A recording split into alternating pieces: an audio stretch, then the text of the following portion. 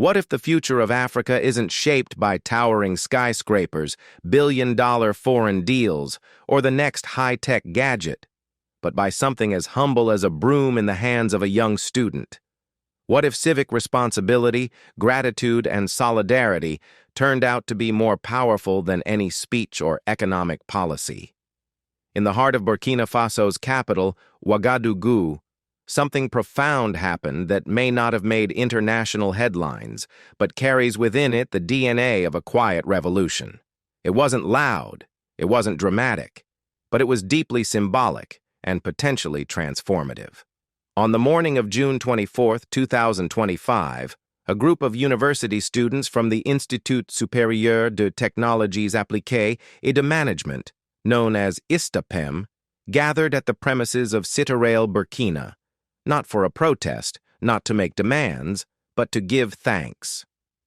These young people didn't carry banners. They carried rakes, shovels, brooms, and wheelbarrows. They didn't chant slogans. They worked with their hands. They cleaned. And by doing so, they rewrote the narrative of what it means to be young, African, and engaged.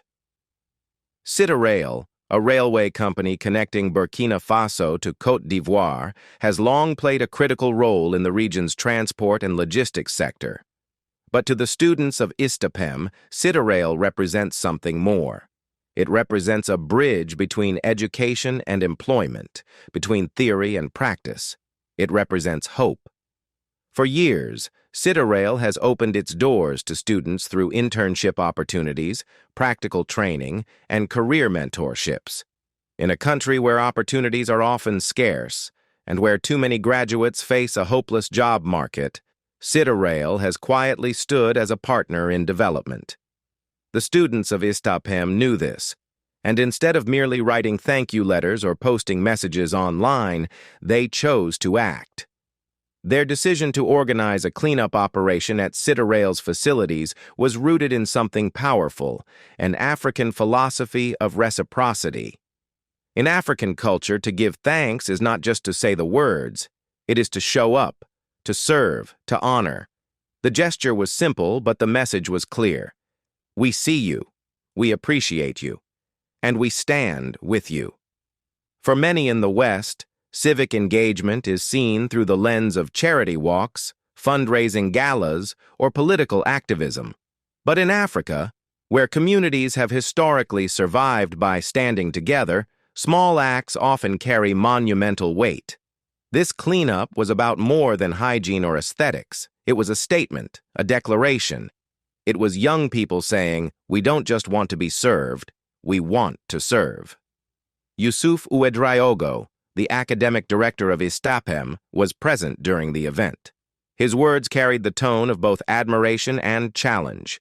He commended SITARAIL for its unwavering support of student development, but he also used the moment to call on other companies to follow suit. SITARAIL is doing a lot, he said. We hope other companies take note. If more businesses contribute to student training and stop leaving everything to universities, we'll produce far better professionals in this country. His words struck a chord that resonates far beyond Burkina Faso. Across the African continent, a troubling pattern has emerged. Education is often seen as a standalone activity, disconnected from the needs of industry. Students spend years memorizing theories and passing exams, only to emerge into job markets that are either stagnant or too narrow to absorb them. The result? Frustration, brain drain, dependency on foreign aid. But what if companies like SITARAIL became the norm rather than the exception? What if African industry took on the role of co-educator, mentor, and skills builder? The impact would be revolutionary. SITARAIL's response to the cleanup was nothing short of gracious. Rather than treating the gesture as a photo opportunity or brushing it off as a publicity stunt, the company embraced it wholeheartedly. Mathieu Subega, the head of communications and external relations at SITARAIL Burkina, expressed sincere appreciation on behalf of the railway company's leadership. We're grateful for ISTAPEM's initiative. This act of recognition affirms the importance of everything we do to support education and vocational training, he said. This kind of mutual respect between institutions and youth is exactly what Africa needs to thrive. Far too often, relationships between students and corporations are transactional. Students beg for internships. Companies offer them reluctantly or use them for cheap labor. But here, we see something deeper, something rooted in solidarity, something that reaffirms the African spirit of Ubuntu. I am because we are. For decades, the West has lectured Africa on development. Experts with little understanding of local contexts have prescribed solutions in the form of aid packages, foreign investments, and policy roadmaps. But what took place at SITARAIL on that June morning is something no foreign consultant could have designed. It was organic, it was local, it was real, and it revealed something Western development models often miss: the power of community-driven transformation. Let's pause here and thank our community, the subscribers, viewers, and supporters of Voice of Africa. Your presence and your engagement are the reasons we are able to tell stories like this. While major platforms chase the next trending crisis, you choose to focus on truth, on dignity, on hope. If you haven't yet subscribed, we invite you to join us now. And to those who support us through likes, comments, and super thanks, know that your voice is building something powerful. You are part of this revolution. Back in Ouagadougou, the cleanup continued through the morning hours. Students worked side by side, sharing tools, laughter, and pride. Their actions transformed a mundane chore into an act of resistance against cynicism, against dependency, against the lie that African youth are disengaged. They didn't ask for compensation. They didn't post for clout. They simply gave because they believed in the value of giving. This moment begs us to ask bigger questions. What if every university across Africa organized a similar initiative, not out of obligation, but from a genuine place of recognition? What if gratitude became part of academic culture, where students actively sought to honor companies and institutions that uplift them? And what if those companies, in turn, recognized the value of engaging with young minds, not just as future employees, but as partners in progress? Africa's future doesn't lie in IMF recommendations or World Bank forecasts. It lies in the hands of its youth. And when those hands hold tools, not to riot, not to beg, but to build, that is when true liberation begins. What happened at SITARAIL may seem small, but it is a microcosm of the Africa we must fight for.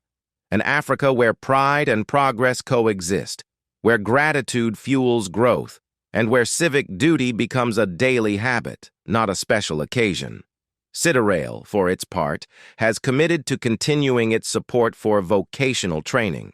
The company regularly hosts open-door days, allowing students to explore its operations firsthand.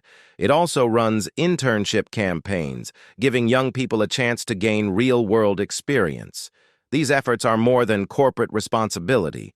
They are a blueprint for how African businesses can shape the next generation. This model must be celebrated, studied, and replicated. We cannot afford to let such initiatives remain isolated.